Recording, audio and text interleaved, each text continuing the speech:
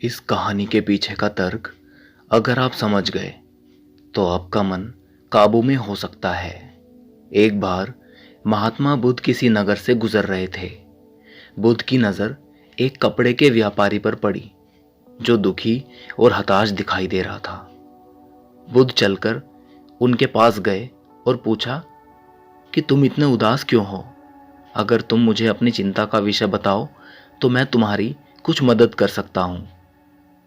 कपड़े के व्यापारी ने बुद्ध को प्रणाम किया और उनको अंदर बुलाया। उस व्यापारी ने कहा कि जब से मेरी पत्नी की मृत्यु हुई है तब से मेरे घर पर मेरे छोटे बेटे की देखभाल करने वाला कोई नहीं है, इसलिए मैं हमेशा इसको अपनी दुकान पर लेकर आ जाता हूँ। लेकिन मेरी दुकान पर आने वाले हर ग्राहक की पगड़ी को उछालकर फेंक देता है। कभी कभी उनका झोला उठाकर बाहर फेंक देता है। मैंने इसको बहुत समझाया, डांटा, लेकिन यह नहीं समझा।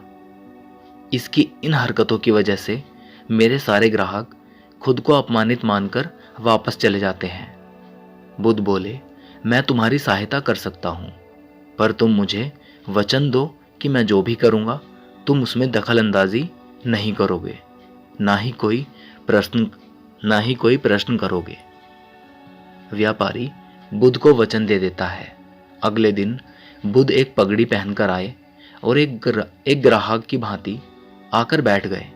व्यापारी का बेटा आया और बुद्ध की पगड़ी को उछाल दिया। महात्मा बुद्ध मुस्कुराए और कहा, बहुत अच्छा, जाओ उस पगड़ी को वापस लेकर आओ।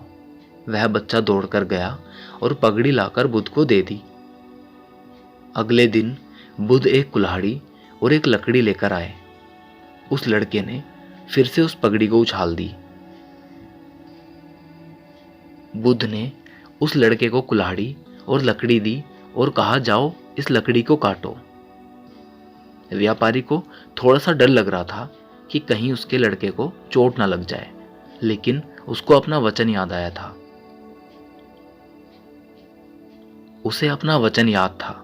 7 दिन तक महात्मा बुद्ध कोई ना कोई नया काम लेकर आते रहे और उस लड़के से करवाते रहे।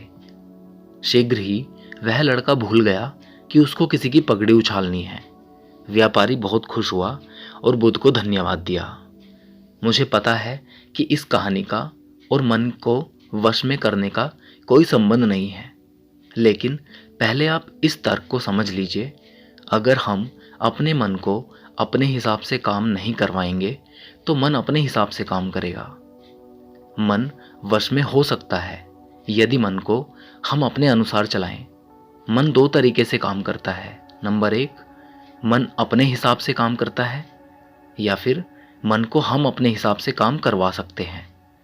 बुद्ध से मिलने से पहले उस लड़के का मन और दिमाग अपने हिसाब से अनियंत्रित रूप से काम कर रहा था, लेकिन बुद्ध ने उस लड़के को अपने अनुसार काम करवाए, जिससे उसकी आदत ही बदल गई।